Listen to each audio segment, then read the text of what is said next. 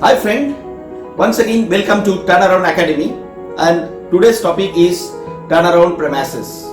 So thank you very much those who have subscribed, and those who have not subscribed, please subscribe and click the bell icon. You can send your comments also in the comment box, or you can write me info@ta-academy.com so that I will respond to you, and whatever your requirement, I will try to make the new videos and present to you. So today's topic is turnaround premises, and let us start with that. Content of turnaround premises. What are the contents are showing here? I am going to explain in detail about all the content. So don't miss any of the content so that you will miss the sequence. Number one, what is turnaround premises? Who is responsible to prepare the turnaround premises? How to prepare the turnaround premises? What are the topic to be addressed while preparing the turnaround premises? One sample turnaround premises. So all these details I am going to explain throughout the video. So don't miss it. Those who has not yet subscribed, please subscribe my channel and don't forget to press the bell icon.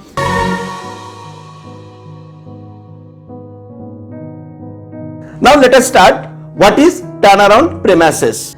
The premises are analog to the basis of design documents for capital project, in that the premises set out what management expects to achieve in return for the turnaround expenditure. Turnaround is huge budget requirements. To conduct any turnaround, huge budget requirements. Maybe 30 million, 40 million, 50 million. If it is suppose the capacity of your train around 2.3 to 2.5 million ton per annum, such train capacity, if you want to do the turnaround, so budget requirement will be around 25 to 30 million dollar. Okay, so this much amount management wanted to expend. So what they are expecting from this turnaround? Maybe management, they wanted to increase the production from 2.3 million to 2.5 million ton per annum of LNG. So like this, management, they are going to set up various objectives. The premises should clearly indicate the main objectives of the turnaround.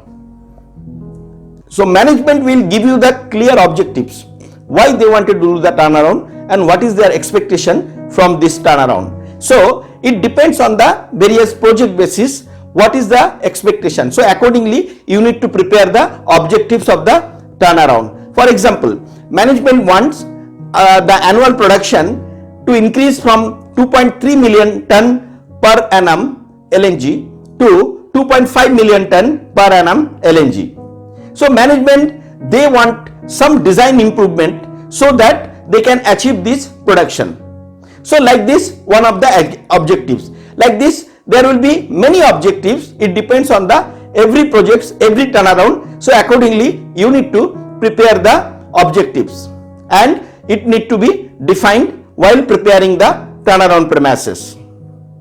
Okay, the actual premises are likely to be a short 1 or 2 page documents. Their preparation will require significant thought and discussion, and as such should not be taken lightly.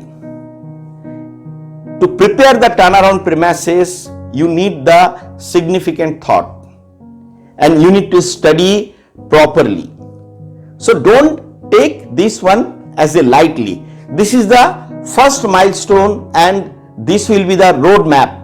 So management, once they are preparing the turnaround premises, they are taking it very seriously. And keep in mind, while you are preparing the turnaround premises, don't make it very big. You need to prepare maximum 2 to 3 pages of this, and major milestone, major objectives, major policy decision, budget requirements, that you need to only incorporate it while preparing the turnaround premises. Now, what is turnaround premises? So what are the management expectation? All work that is proposed for the turnaround must be tested against the premises for compliance, and during the scope challenge exercise, the premises will be used extensively for this purpose. So that means while you are doing the scope challenge session, that time premises policy decision you need to consider. Okay, how to conduct the scope challenge, that is different subject, that I will make the separate video, you can go through this. So while you are preparing the scope challenge, so management has given the direction and policy decision in the turnaround premises. So you need to consider while doing the scope challenge. Since it is very important that there is site-wide awareness of the premises, they should be widely circulated and prominently posted with the appropriate commentary from the management. You need to make the awareness with the stakeholder about the premises. What is the policy decision has been taken by the management, that need to be communicated to the various stakeholder, so that they will be aware about the policy decision and they need to follow the key milestone. Since the premises will be used to define the scope of work, it is necessary that they be right first time, since changes to the premises after the planning is underway may require a second review or challenge of the proposed work. So you need to make a provision for the second review of the turnaround premises. Why? Turnaround premises in generally 18 months prior to the feed out date, management is going to release. Okay, and that time you may have only 90% scope of work. So they are going to declare the budget for the turnaround and duration also. But while you go through the detailed planning and then you find out that with the help of this budget you will be not able to deliver all the scope of work, you may need additional budget. Maybe the duration what they have given in the premises, that is not enough. So while you are doing the detailed planning, all these will be identified. So accordingly you need to amend the turnaround premises.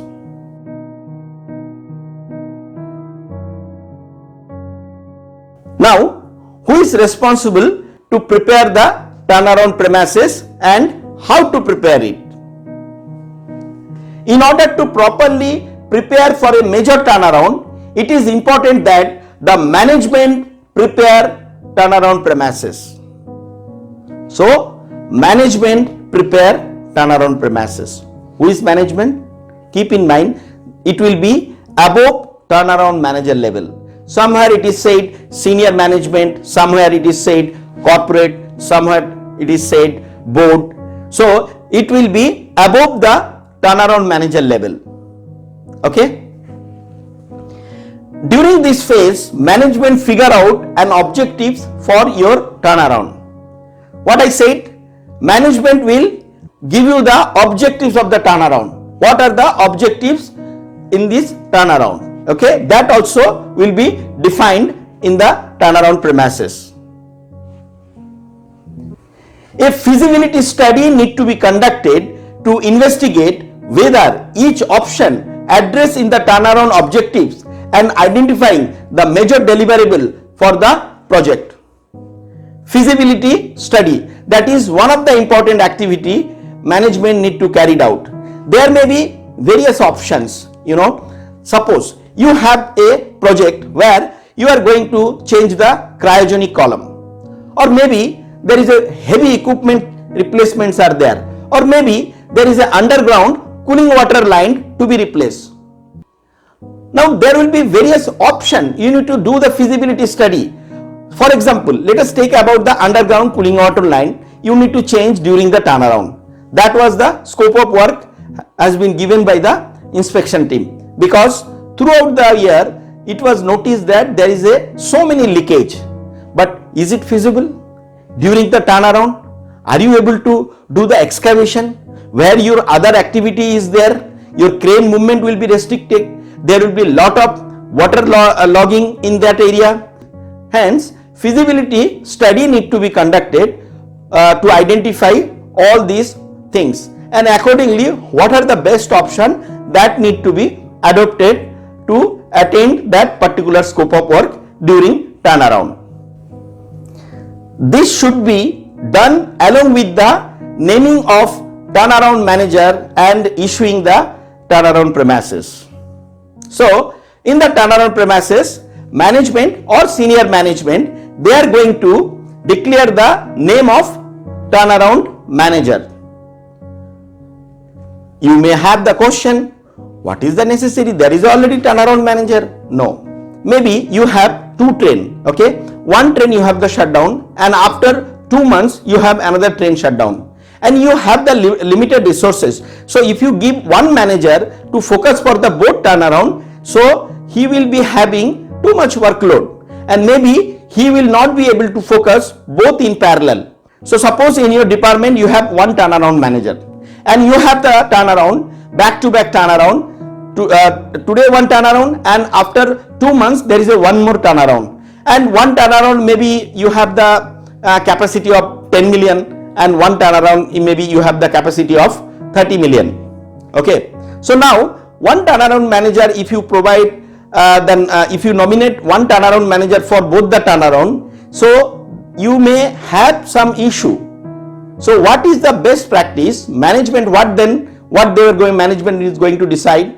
Management will decide, okay, you have in your team maintenance engineer, or maybe the team leader, the small budget turnaround, for example 10 million. So it can be policy decision, okay? 10 million capacity turnaround can be done by the team leader. So management can decide, okay, team leader will be the turnaround manager for the turnaround where the budget is required 10 million. So he will focus on that, okay? And where the bigger capacity budget is required, like a 30 million, 40 millions, so you can nominate the another turnaround manager for that. So that is the reasons management need to decide the name of the turnaround manager while they are releasing the turnaround premises.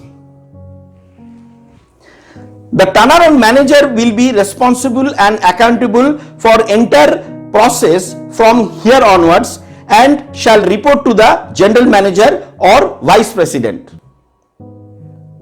From here onwards, turnaround manager is responsible and accountable for all aspects of the turnaround, and he is going to report to the general manager or some cases vice president. I think you may now understand who is responsible to prepare the turnaround premises. Senior management or management. Okay, he may be the general manager or vice president of the division.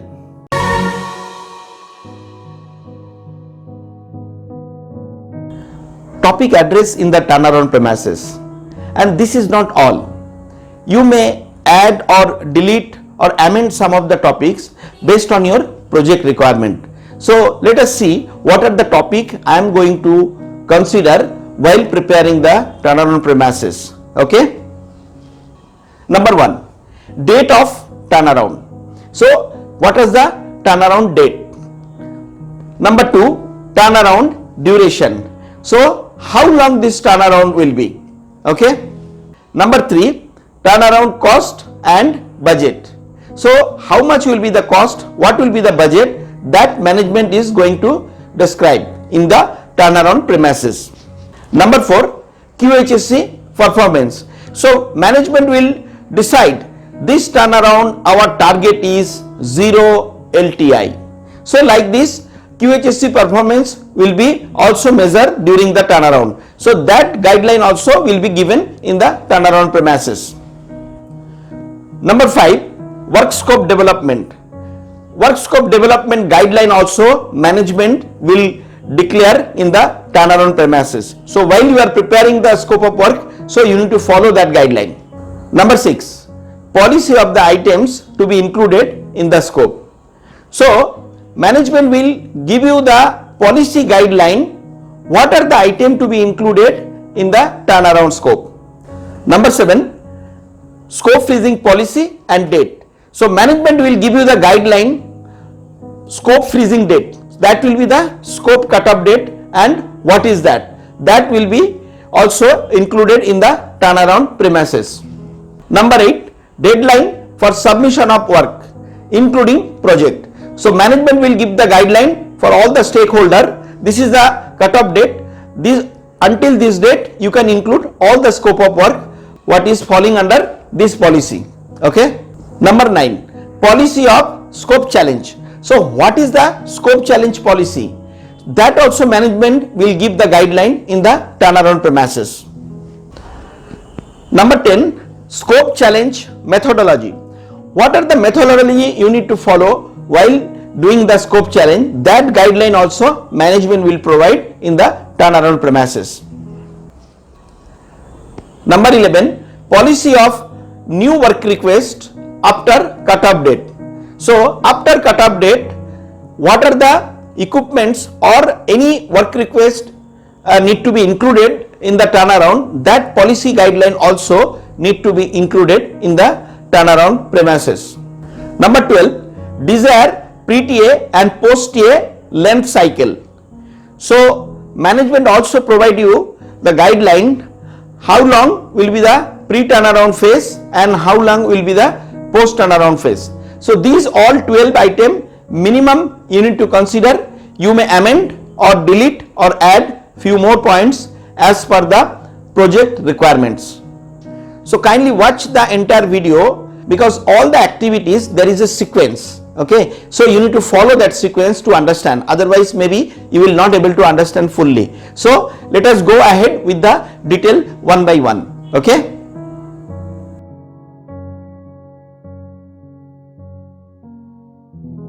Sample turnaround premises.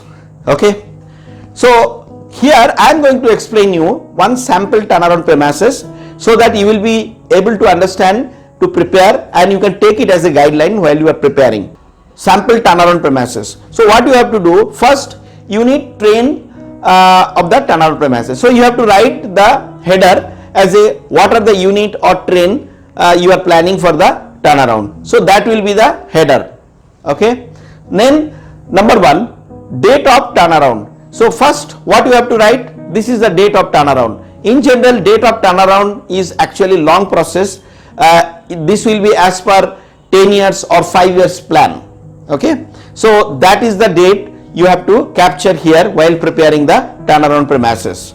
Number 2, turnaround timing and duration. So duration, what will be the duration for the turnaround and timing? Okay, so turnaround timing and duration. So this will be defined how long this turnaround.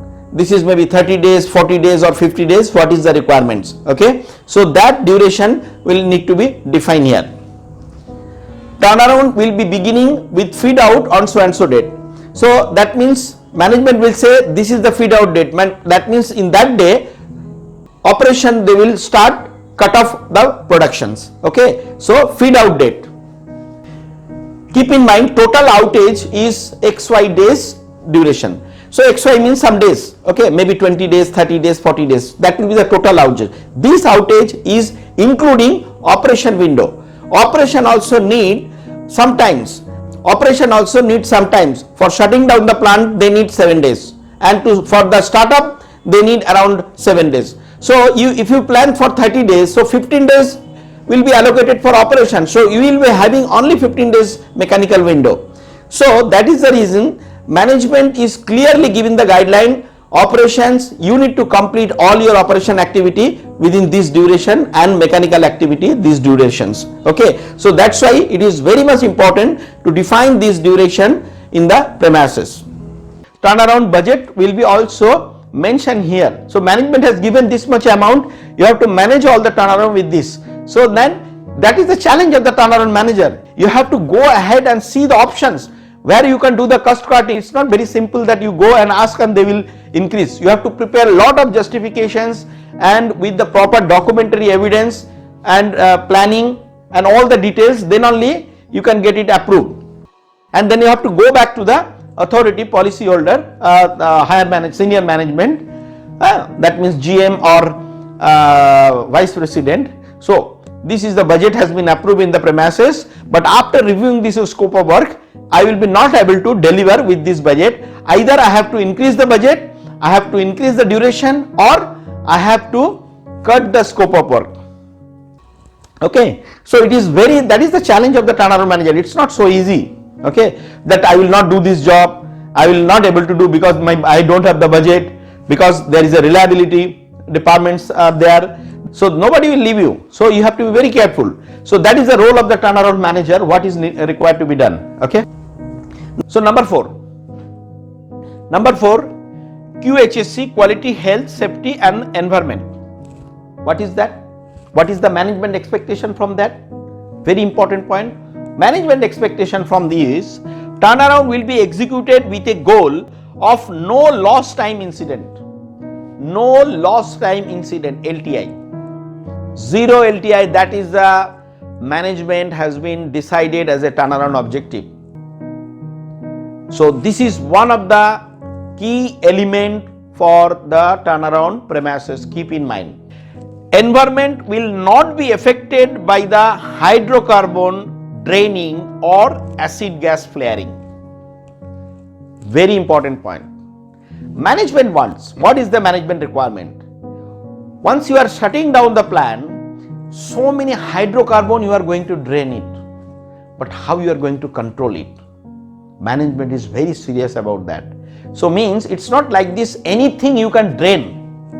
So before shutting down the plant or during the shutting down process, that is the management has given the direction that has to be followed and flaring to be minimized. And if there is a indicator, what is the flaring, and this many days train will be shutting down. So remaining, you may have 2 or 3 trains are there. So that sulfur recovery unit may be out of the turnaround. So flaring will increase. So many constraints will be there. So management has given the direction that minimize it, optimize it as much as possible. It's not like that. So you have to, as a turnaround manager, you have to take the precautions and details. Similarly, this is applicable for the operation also. So the points what is said, hydrocarbon drainage. Okay, hydrocarbon drainage to be minimized. It's not like this. Suppose if you have given the equipments for the spading and huge sulfur has drained, that means you have not drained it. You have not properly drained it and you have released the equipments for the mechanical window for the spading. So this will go, who is responsible or accountable? There will be committee, they will decide, and then there will be corrective action. We will not discuss in this all detail. That is the management, they will decide. Okay, so that is the direction management has given. Everybody, all the stakeholder has to follow. Okay. Number 5, work scope development. Okay, this is also one of the items to be included in the turnaround premises. What is that work scope development? Items that require turnaround to restore unit, to increase the unit or train capacity some millions ton per annum. So what is that? Items that require turnaround to restore unit, to increase the unit or train capacity some millions tons per annum. Okay, maybe 30 million ton, maybe the capacity is 2.3 million ton per annum. So management had decided we will do certain modifications and so that production can be increased from 2.3 million ton per annum to 2.5 million ton per annum. Okay, so that may be one of the items is there, so that some modification may include in the scope. Number 2, tick list circulation date. What will be the date of circulation of the tick list? Now what is tick list? These all are in detail, you know. It is a different scope. I will make one separate video where I will explain, but in short I just tell you, once the scope is generating, scope of work is generating, that time the first job is tick list to be circulated.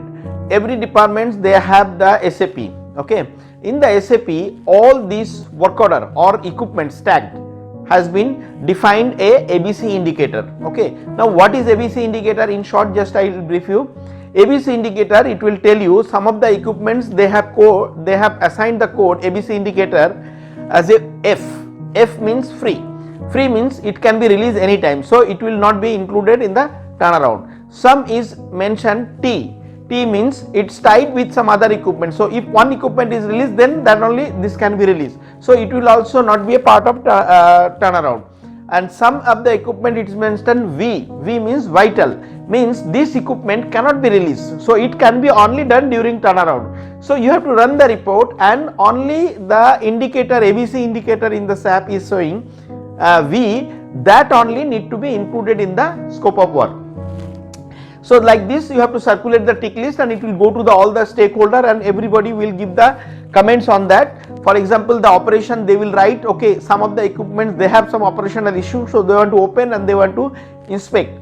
Inspection, they will corrosion point of view, integrated point of view, they will assign, okay, I wanted to do the NDT of the certain equipments, I wanted to open all the tray manuals of the column and wanted to go inside to inspect. Like this, every stakeholder, process engineer, they wanted to change the catalyst.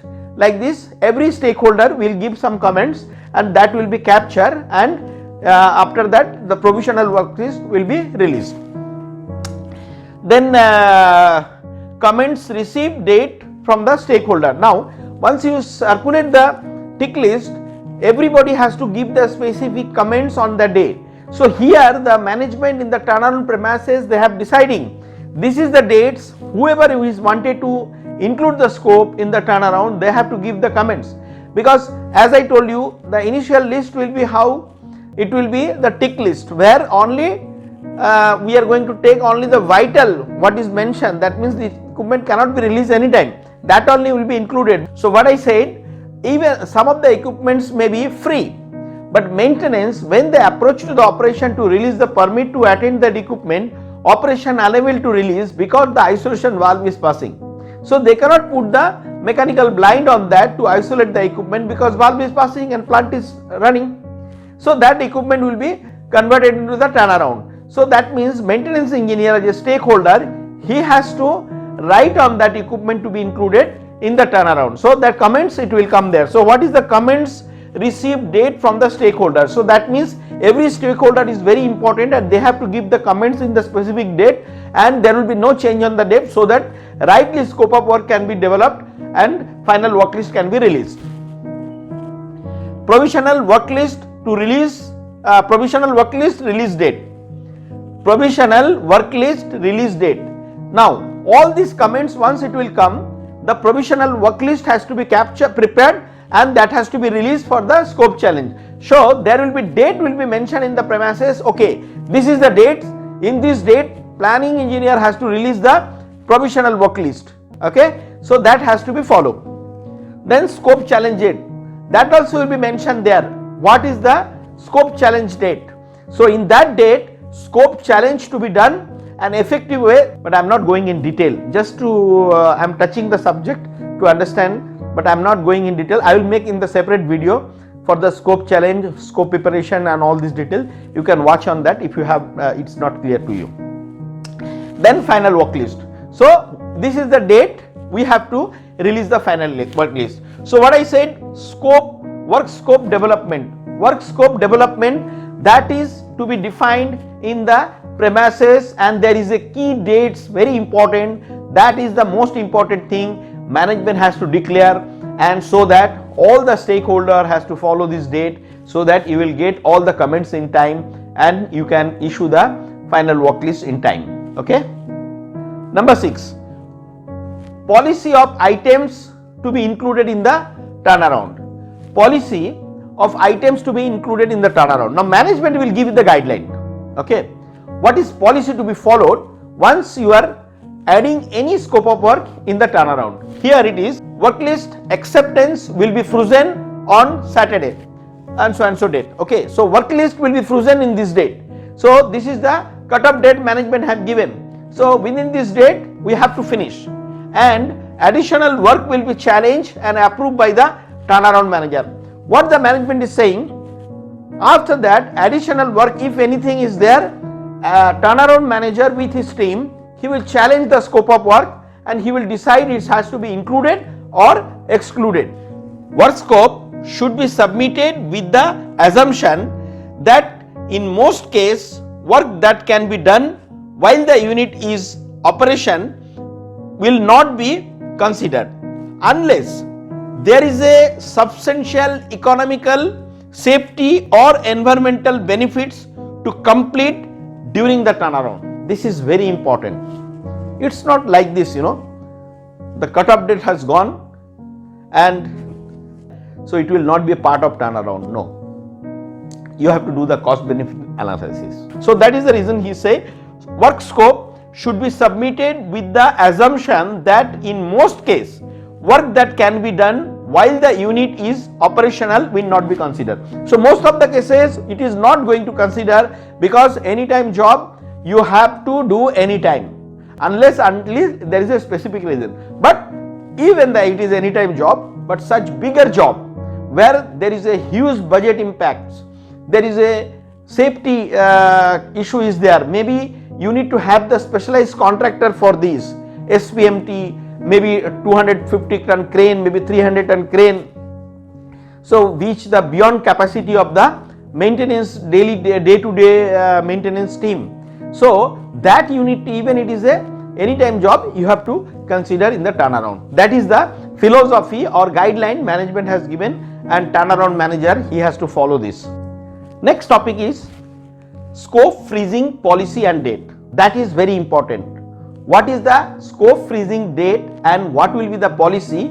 That is the management is giving the guidelines, okay, that everybody have to follow. That means all the stakeholder, they have to respect and honor these dates. Every major turnaround must have a clearly defined scope covering 90% of the total at least 18 months prior to the start date. This scope should be frozen at least 9 months prior to the start of the turnaround. At the same time, a firm duration estimate and the initial critical path are determined. So that means a firm decision has been taken. This is the duration of the shutdown and this is the critical path. So 90% scope, what is included, that management has given the direction. However, as I told earlier, there will be second review. So if there is something is missing or something cannot be incorporated in terms of duration or budget, that will come in the second review, okay. But initially management will give the direction. If scope creep happen on the turnaround, it will result in the increased time, cost, resources and potential reduced quality and thus increased risk of turnaround deliverable. This is very important. What is scope creep? That I will explain in the separate video, but in short I will tell you, if there is a changes in the scope happen frequently, the planning deliverable is there. You have to prepare, you have to reserve the material, you have to prepare the resource requirement, you have to prepare the quality point of view, HFC point of view, many things are there, that is in the detailed planning milestone it will come. So if the scope you are not able to freeze, so how you are going to deliver? You will compromise with the quality of the deliverable. You did not plan properly, you did not consider the resource properly, your workbook is not ready, because frequently you are changing the scope. That is the reason it is very clearly that the date is very important, need to be defined, and all the scope of work need to be freeze accordingly, okay. Ideally the approving authority should be the turnaround manager, but if work required significantly will impact on the material availability, schedule change or add more cost, then the policy team approval is required. Very important. If any additional scope afterwards need to be included in the scope for whatsoever the reason, turnaround manager will validate with his team first. But once during the validation, if he find out there is a cost impact, there is a schedule impact, material may not be available, he will ask the senior management approval for this, or to cancel this job or postpone this job from the turnaround. So here this is very important, and that everybody has to honor. So scope freeze is very important, or everybody need to honor this date and policy, so that such thing can be avoided. Cut-off date for the scope inclusion in date and month. Okay, the cut-off date, that is very important. Here the management will say this is the cut-off date. After that no scope will be considered for the turnaround unless until there will be separate definition for that if it is falling under that. Okay, so cut-off date also management will decide this is the cut-off date for the scope freezing. Okay, number 8, Deadlines for submission of work. What will be the deadline for any work submission for inclusion? This is normal one, okay? It is not a additional work. That means this is the dates you can include your scope of work in normal way, so that turnaround manager is responsible to make sure the material availability, resource availability to address that job. So management will decide for the cut-off date. So deadline for submission of the work. So accordingly you have to plan. Number 9, policy on scope challenge. So management has given the very clear direction. During the scope challenge, it's not like this, you do as per you wish. No. Management has given the very clear policy direction, what are the scope to be included or excluded while you are challenging the scope of work. What is that?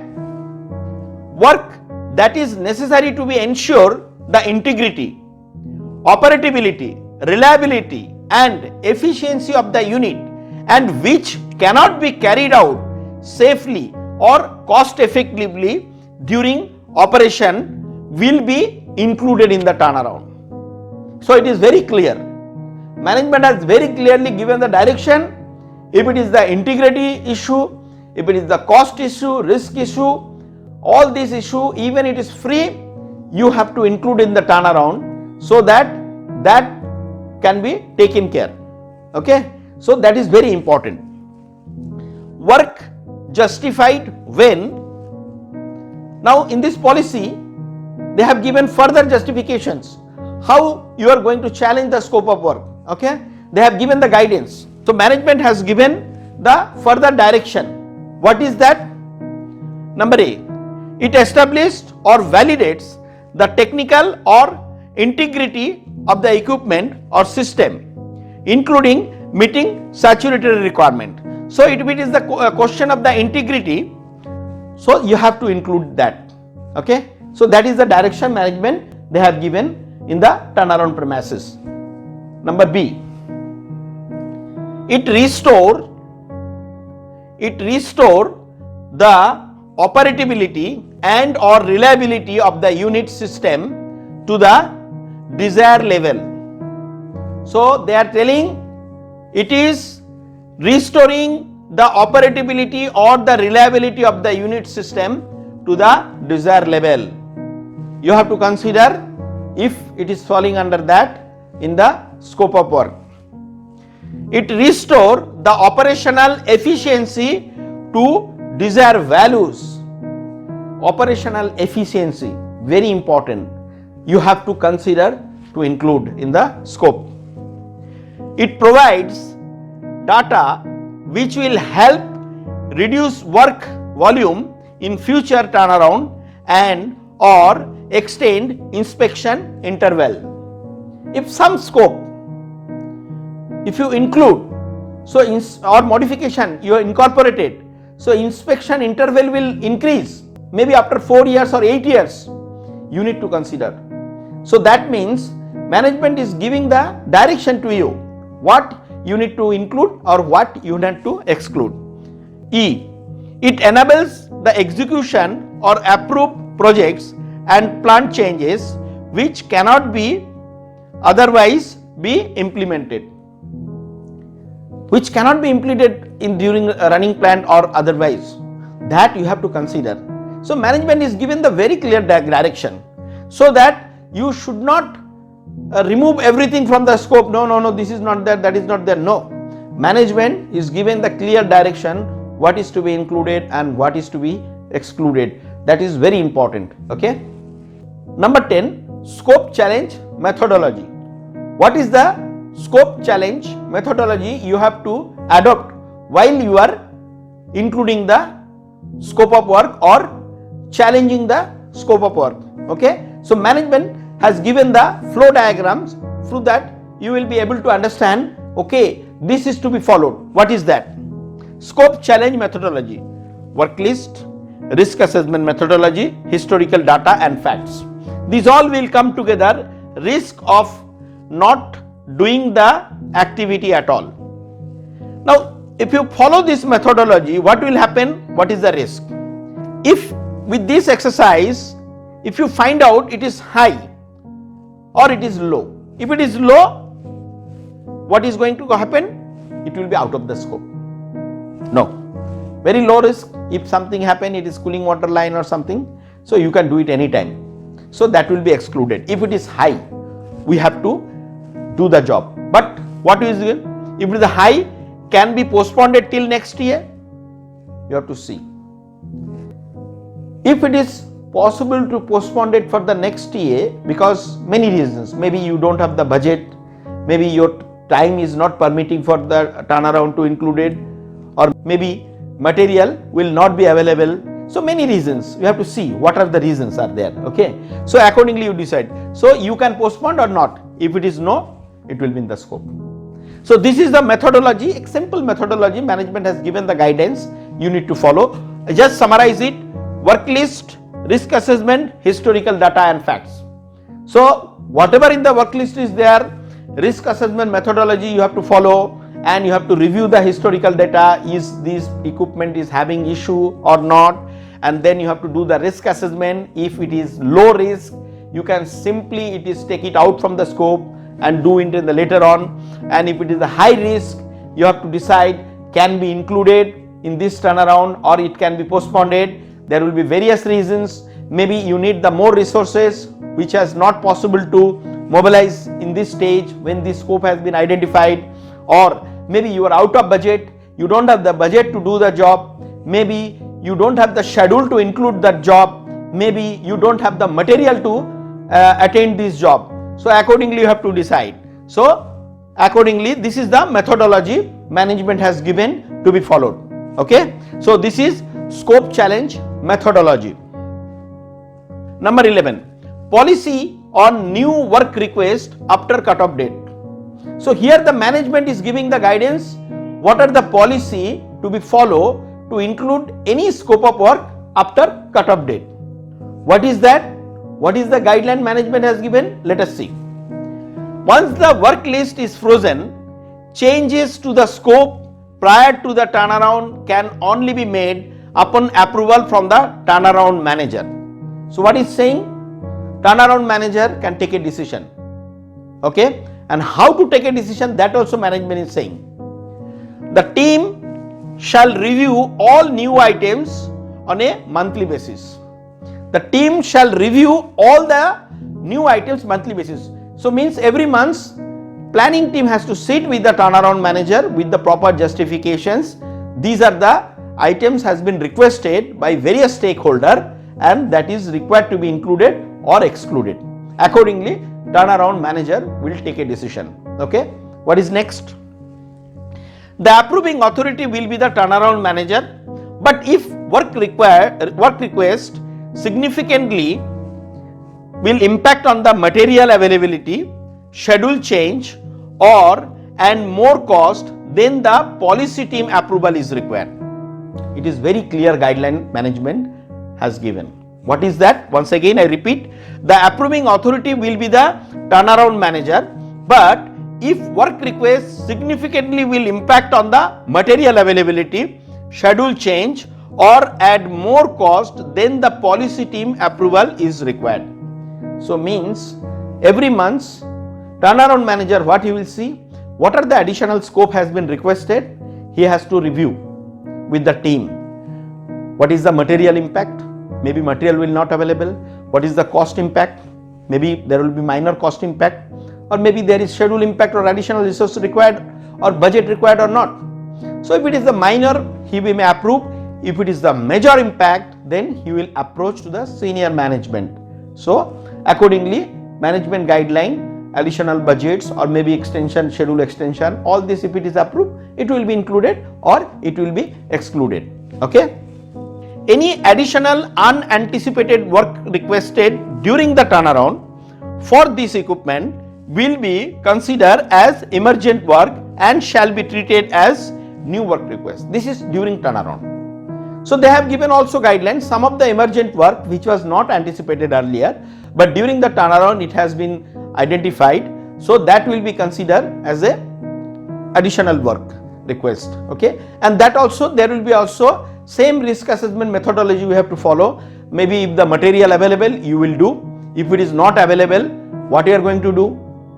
If your schedule is not permitting on that, so how you are going to box up the equipment without attending this job? What will be the consequence? So risk assessment methodology to follow, and accordingly you have to take action. I will just simple example in short I will tell you. For example, some material is not available, but what you did, now you repair the equipments and order the material, and this material availability may be 6 months. So what will happen, this work request will convert it to the maintenance activity. So once the material will arrive, and if there is any opportunity in future is coming, that time the maintenance will do the job. So that is the reasons that risk assessment methodology we need to follow. Okay. Number 12, desired pre-TA and post-TA cycle length. This is also very important. Here the management is giving the clear direction what will be the duration and when you are going to start the pre-turnaround and post-turnaround activities, what will be the length of that. That is going to be decided by the also management in the premises. Okay. What is that? Pre-turnaround activity to be carried out 6 to 8 weeks prior to the shutting down the unit. Here the management is giving the direction 6 to 8 weeks before of the turnaround, you have to start the pre-turnaround activity. What is that? Many activities are there. I am not going to discuss in detail, but for example the scaffolding. So that means the stakeholder should release that permit accordingly. Who will be the stakeholder here? For example, the operation. They have to allow the turnaround manager to start the scaffolding erection 2 months before, or 6 weeks before, or 8 weeks before, or it depends on the volume of work you are having. Okay. So that means management is giving the direction to the stakeholder, you need to follow this. So there will be no argument or question. They have to release accordingly permit, okay, to start the job. Post turnaround activity to be carried out 4 to 6 weeks after start out of the unit. Here also management is giving the guideline. Within 4 to 6 weeks, all the post turnaround activity to be completed. So management is giving the direction to the turnaround manager and all the stakeholder within 4 to 6 weeks. That means 1 month or 1.5 months, you have to complete everything. That means whatever the scaffolding we have erected, we have to remove. Whatever the insulation is not completed, that has to be completed.